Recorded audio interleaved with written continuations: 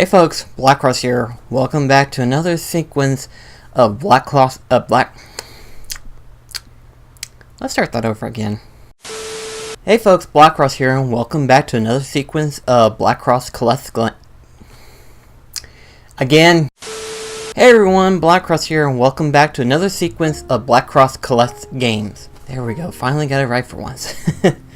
So it's been a while, and not only that, but I've been doing a lot of different stuff lately, mostly in regards to, I guess, recording aspects, because it's been a while since I've done any recording. I'm mostly done, like, my, live stream sequences, and that's why I haven't had a lot of videos done. And, there's been a number of videos I've been wanting to do, but I've been so distracted with everything else in general, so it's not been very good, I admit. But with that being said, I do have a bunch of stuff here that I have gotten. But before I do, I want to go ahead and give a quick shout out to mine and Delmar's friend, Doug Wyatt.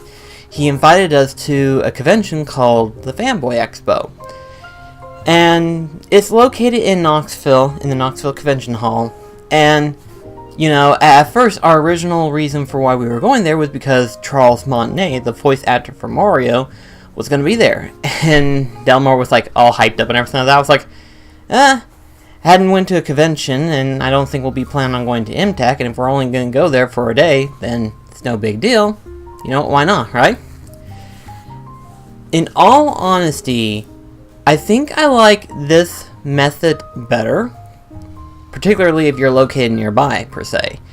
But a one-day thing for the conventions and everything like that is probably your best bet. If you're wanting to stay there for the whole 3-day weekend, that's fine, but I think being there for one whole day isn't really that bad, because at least you get to, like, do the majority of the stuff that you're wanting to do. And the best part about the Fanboy Expo is you still get to meet these famous celebrities and stuff.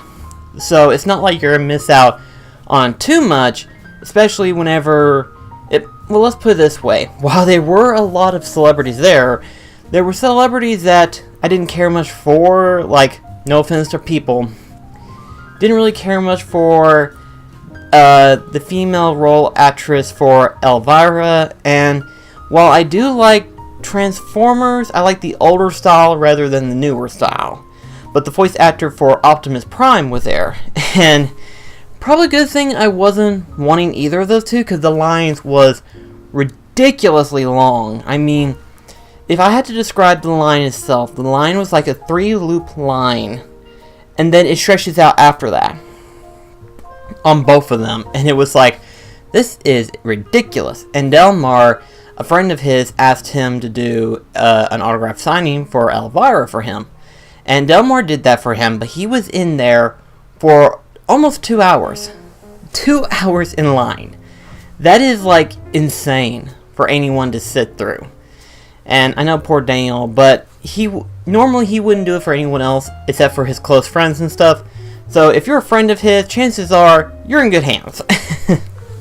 Delmar will go for the stretches. I myself probably would do the same thing, but not to that extent. I'd be like, okay, I'm going to grab myself a fold-up chair of some kind, to where that way, in case things take too long, and I can just sit down every once in a while and not have to kill myself for it. Just saying. But the lines that me and Delmar went through for Charles Martinet, Steve Whitmire, and Bill. I know his first name is Bill, but I forgot how you pronounce his last name. Bill Farley, I believe is what it is. But the voice actor for Goofy, Foghorn Leghorn, and stuff like that. Those lines weren't too bad, because, you know, there was like max of like 3 or 4 people practically. And I guess it's probably because of the fact that we went there relatively, I guess, late, because it was Saturday. We went there Saturday instead of Friday. I imagine Friday, for the majority of the lines, they were ridiculously long. So, for that being the case, I think doing what we did was probably a good idea. But it was fun. It was really good. And I've got a bunch of stuff here that I've gotten from the Fanboy Expo. But first, I want to go ahead and discuss about the games that I've gotten before the Fanboy Expo. So let's go ahead and showcase those real quickly. I've got Medieval... Keep forgetting there's a mic there. So I've got Medieval Resurrection for PSP. And basically what it is a... I wouldn't say a remake, but it's a HD up quality of the original Medieval for PlayStation 1. Dadgummit, this stupid mic. There we go. Now I won't be hitting it as often.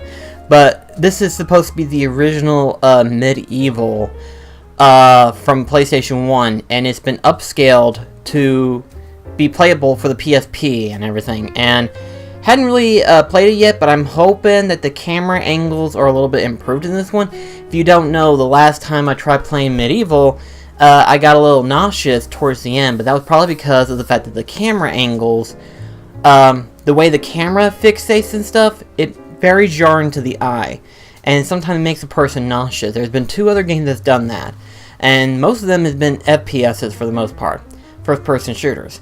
Never would have thought that a game like Medieval, which is sort of a hack and slash platforming slash collectathon game, I suppose you can call it. I don't know what genre you want to call it, but for the most part, this game is really good, just the camera angle is the only downside. I'm hoping to beat that one eventually before they finally release the remastered, because chances are I'll prefer the remastered version, or not remaster, well, it's a remake, remaster, you get the idea. The thing is being done the same way that Crash and Sparrow is being done. It's being the third in the series.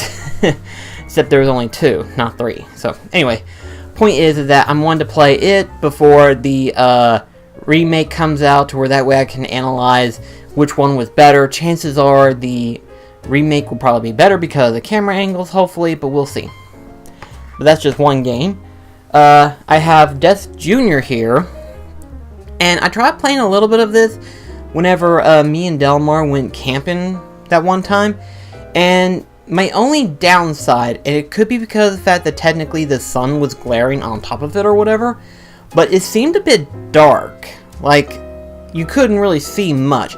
And I had the brightness on the highest setting you could possibly get on the PSP, as well as in-game. And I couldn't see much of anything at all. But then again, it's supposed to be a dark atmosphere type feel, and while the gameplay is pretty good, except for like certain platforming areas.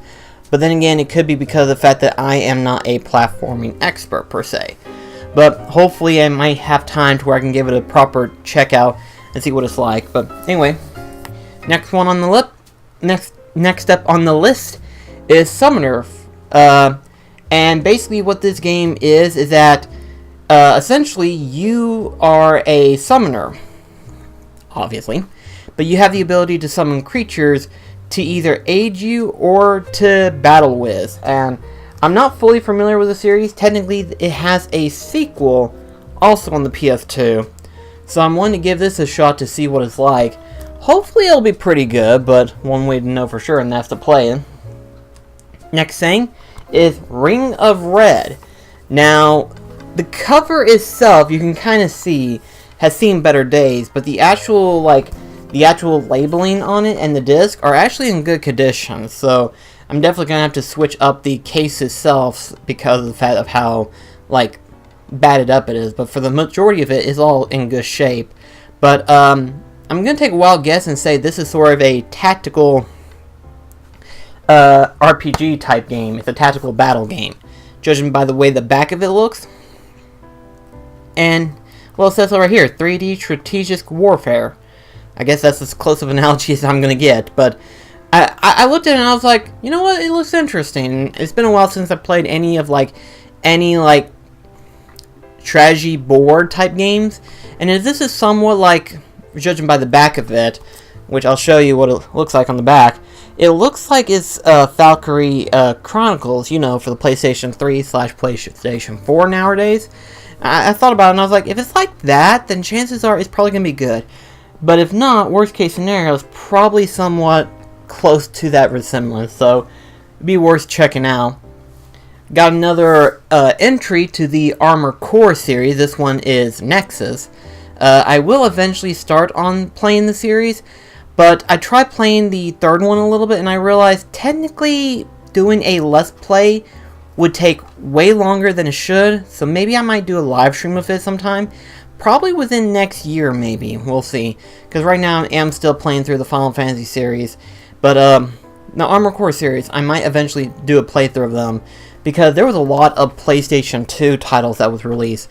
And unfortunately, after the PlayStation 3, there hasn't been a lot of them lately either. Like, a lot of people were thinking that, hey, when's the next Armored Core series supposed to come out? And technically, it was made by From Software. And so far, they haven't announced anything in terms of Armored Core. And I think they're just taking a break from the Armored Core series. And they're working on other projects, like the Soul series, and then this new one, Shadows Die Twice. So, we'll see how that works. But this other one that I got, Skygunner. And you look at the back of it, and it's kind of a mess on the back. I'm going to tell you right now, it's a little bit of a mess back there. But when I looked at gameplay footage for this game, it kind of reminded me of like a Star Fox game, except fully all range mode. And I thought about it, and I was like, you know what, this looks interesting enough for me to give it a shot. And who knows, it might be interesting. The only problem is that it is one of those, like, hard to find games. And I say this literally. You can't find the English version worth shack. I kid you not, you couldn't find it. Because you can only find the Japanese version. But there's like 1 or 2 copies of the English version. And if you do see them, they're going to be over $50. I was lucky enough to get this one for like 40. But in terms of like scarcity, is pretty up there. It's almost as bad as like Blood Would Tell, except not the expenses, thankfully. It's not too expensive to buy, but it's hard to find for some reason. You're only going to be lucky enough to find 1 or 2 at a time, the English version rather. Now if you don't care and you want to get the Japanese version, then by all means go ahead. But as far as I know, there's only been like 1 or 2 cases where I was able to find an English version. Everywhere else is like Japanese version only. Now, this next one, these last 3 I have gotten from a local thrift store called Cash and Go. And what they specialize is sort of like any normal pawn shop would be, where you give them stuff, they give you cash value and stuff like that. But the good thing is that every once in a while they have a good selection of games. And thankfully this time around they have a pretty good selection, one of them being Beyond Good and Evil. Now, ever since the announcement for Beyond Good and Evil 2, it started to pique my interest up a little bit at a time. Not a much, but a little. But I thought about it, and I was like, eventually I do want to give a shot at Beyond Good and Evil. I figured it'd be an interesting segment to play. And this one was actually pretty good. Good price, rather. So, I was like, you know what? Let's go ahead and pick it up and see what happens. And the next one that I got, I do not know how this name is pronounced, but it's called Rhaegar, the Legendary Adventurer. Now, I found gameplay footage of it, and I was like, what is this game? It looks interesting. Because, if you thought Dante's Inferno was a bad carbon copy of God of War, this one will probably match it. Because this one came out during the PS2 era, and I believe this came out just before God of War came out. So, it basically has the same gameplay style as God of War, except slightly different.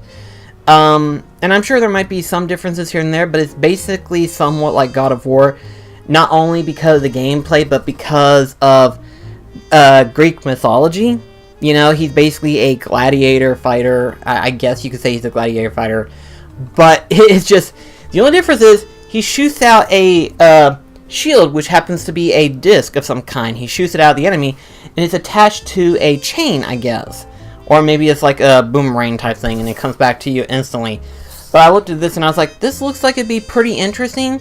Looks like it'd be something like God of War, so it'd be worth a shot, right? And then finally, at that same place, we have Front Mission 4. Now, again, I'm not quite familiar as to what it's supposed to be, but I imagine it's a tactical RPG, because of it being Square Enix, naturally. So, it's basically a giant robot mech tactical RPG. And, yeah, it looks interesting. I thought to myself, I was like, you know what, eventually I'll get into this series, and we're going to start with the 4th one, I imagine. Because I'm not sure if the other 3 was on the PlayStation 2, or if they were all on, like, the PlayStation 1. Let's see here if I can find a date. 2003. So chances are the other 3 are probably within the PlayStation 1, probably more than likely. I'll have to look into it eventually someday, but we'll find out. We'll try it out and see what it's like. Now let's get into the nitty and gritty of it all, and we're gonna go ahead, or I'm gonna go ahead, and show you some of the stuff that I have gotten from the Fanboy Expo. But before I do, I want to go ahead and kind of quickly give a shout out to Carol. She has her own website, and I'll leave a link in the description box for both artists, but I'm going to talk about the one right now, because I haven't got it right now, but I did kind of request a large order from her, to which I apologize. I do apologize for giving you a big order, and I hope that it gets done and it looks good. So, basically I gave her my mailing address, so that way she can go ahead and get that done and fixed up. But, she does a lot of different pictures, and Delmar got 2 pictures from her. One that she previously made, which is basically choose your weapon, from different various of controllers, like PlayStation 2, Xbox, GameCube, Wii, N64, and all that stuff. And I was like, I like that one. I like that one really well. And then Dale got her to make another picture, which is out of Compa, which I'll show an image right here, right now. And I was like, okay, well, if she does request this, let's see. And I gave her a big order. I basically said all of the main characters. Well, not all of them, but almost. I have, like, Sora, Donald, Goofy, Riku, Kairi, Axel, and Roxas. And I was like, maybe I might have requested a little bit too much, but we'll just see what happens. And she was having a hard time trying to figure out how she wanted to do it. And she finally figured out what she wanted to do. And I told her, I said, you know what, just take your time. I'll give you my mailing address to where you can just ship it to me. She's like, okay, that works just fine. Because I imagine she's going to have a lot more other submissions as well. So I can't wait to see what she does on that one. So whenever that day comes, whenever it comes in, I will show you the picture whenever she finally gets it done and she ships it to me. But with that being said, I'm going to go ahead and showcase some of the other stuff that I got as well, along with the other picture. But this one right here, needless to say, we got from this one vendor who makes these pillows and basically puts these print characters on these covers. Obviously, this is a PlayStation 1, as you can see. And Delmar's got a Nintendo one. And a lot of people have already questioned why Mega Man is on there. Keep in mind, Mega Man was on there during the NES days, and he's also in Smash. So, are you really going to argue the fact that Mega Man is on Nintendo because of the fact that he's not anymore? Well, guess what? Same thing with this one. You have Dante, which he's no longer an exclusive to Sony, but he was at one point. Then you have Crash Bandicoot. He was at one point, but now he's on multiple consoles. Let's see, is there any others besides those? Okay, yeah. And you can see right off the back, there's Cloud right here on the top. And technically, Final Fantasy is not an exclusive for PlayStation, but Final Fantasy VII was on the PlayStation 1. So, again, are we going to argue at this rate? No, let's just stick with what we know right off the back. And I liked this one. I was like, okay, it has the main character staples that people recognize. I kind of wish that Sly Cooper as well as Sora was on here, but considering the fact that this is mostly the majority of the PlayStation mascots, and the fact that they didn't have Kingdom Hearts in the PlayStation Battle Royale does kind of disappoint me, but considering the fact that they used Devil May Cry 4 rather than the DMC Devil May Cry, this makes me happy. So it's definitely a good thing to have. And plus, from what he said, these things will stay comfy. So, the fact that they can stay comfy, that's a good purchase in my opinion. And you know what? It works well for decorations because Daniel's got the Nintendo one and I've got the PlayStation one. And it sets us up really good. So, like with any convention nowadays, you're going to see a lot of pop figures. They're basically like the biggest nerd, fan, whatever type of media you're involved with, chances are you're going to love these things. And I know for some people they get a little annoying to collect and stuff, but if you're like me and you're not particular about what type of pop figures you get, like you're wanting certain ones that stands out. For example, General Grievous. I finally have General Grievous. This is like one of the hardest pop figures that I can try to get, because you can't get these anymore. But not only that, but also too because of the fact that technically he's a Walgreens exclusive pop figure. And I thought to myself, I was like, if there was one Star Wars pop figure I want, it's General Grievous. I mean, I've got others pop figures that I've got now, and these are more or less some of the favorites of Star Wars that I want to get. And General Grievous would be one of them. I now have all 4 of the droids that I've wanted, such as like R2-D2, C-3PO, K-2SO, and BB-8. But now that I got General Grievous, I'm on the verge of getting all of my personal favorites now. And with that being said, I'm also going to go ahead and show you another one. I have gotten Sleepy from Snow White and the Seven Dwarfs. Originally, I've only gotten Happy and Doc. And I'm hoping to get the other Vor eventually. But they do have like some variances from some of the dwarves. For example, Dopey, they've got him with his hat off with Snow White's lipstick on his head. Basically from where she kissed him and stuff. So that's an alternative one. I don't know if I want that one or not. Maybe. We'll see what happens. But then they have another alternative for Grumpy. Now, there's 2 versions. There's the regular stand version, sort of like how the others are like, where it's just him standing there with his normal look and stuff. But then there's an alternative version of Grumpy, where it basically has the diamond and the pickaxe. And I'm thinking about getting that one, because all the dwarves basically kind of look somewhat the same, except with different movesets and stuff. But if I had to be a designer on this one, and this is me being a designer, I would have them set based on like different type of items that they would carry. Like obviously depending on the dwarves themselves, like you wouldn't see Grumpy with the piano, because technically that's what he was playing at the time. But you would see some of them with like either a diamond with a little spyglass, little accordion thing, whatever you call it, little guitar and stuff, you know, just different variances from time to time. And to see Grumpy with that makes it all the more reason why I would want to get that version rather than the regular version. But it also depends on price-wise. Like, if it's more expensive, like $20, $30 more than just the regular version, I'm going to stick with the regular version. But from the way it looks like it's not that much more expensive. So that's going to be something to look forward to. I should probably go ahead and show you the other one, too. Before I show you this one, so hold on just a sec. GameStop has some exclusive pop figures that they have had after E3 and everything, and this was one of them. This is Samurai Deadpool, and you can see that he has tacos on his sword. They may supposed to be chimichangas, but they look like tacos to me. But I wanted to get this one just because of how cool he looks as a samurai. But that's not the only version they have. They have multiple versions of Deadpool.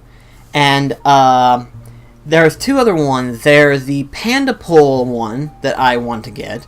And then there was this one, which is, according to what it says, Playtime Deadpool. I don't know why it's called that. But basically it's Deadpool in a bathrobe with a panda bear plush and unicorn slippers. I looked at this one and I was like, I'm getting this one as well. And if I ever do find the panda bear version, I'm going to grab that one as well. Now, I don't have many Pirates of the Caribbean collectibles. I only have got like the DVD box set thing. So I was like, I want to get more Pirates of the Caribbean stuff eventually. But if there was one other pop figure I would want, it would be the Captain Jack Sparrow. Well, conveniently enough, I've got him. And I like this one. I like this one a lot. There was technically 3 different versions of Jack Sparrow. One of them in the Pirates of the Caribbean 1 movie where it doesn't have his hat and coat. But this one is based on the Pirates of the Caribbean latest movie, being that of the fifth one, rather. The fifth one. I think this is supposed to be the fifth one. I'm not quite sure. They've also got Dead Man's Chest version, because they've got Davy Jones, as well as Elizabeth Swann in her Pirates outfit. But I've got this one, so now I have Jack Sparrow. But I have one more Jack Sparrow, per se, so if you'll give me just a sec, I will show you that one. And I hope I pronounced your name right on this one. I can't really read it, per se, but the last name looks like Jones, so I'm just going to say, Chris Jones, maybe? I can't read the handwriting, so I do apologize. But here it is, the picture itself, and I love this picture, and for good reasons why. Not only does it have Captain Jack Sparrow, but it also has the pearl over here, the black pearl. And I was looking through the pictures, and then I saw this, and I was like, I'm getting it. I don't have very many Pirates of the Caribbean stuff. I'm getting this picture, and it looks very nice. I'm glad I got it. And that is it for this video. Thank you so much for watching. Let me know in the comments below what you liked to see out of this segment. I had a couple games, pop figures, and pictures. Like I said, I wanted to show you, so I figured, why not go ahead and do a BlackCross Collect Games. And I know, technically, I probably should have done the BlackCross Collect Games sooner, but I figured, you know what, seeing as how there wasn't a lot of games to showcase before, I figure I'd wait until I accumulate a lot of collectibles and do that way. And I like it this way. I just gotta remember to keep track of this stuff. So, thank you so much for watching, and I shall see you in the next video. This is BlackCross signing off. Catch you later, guys.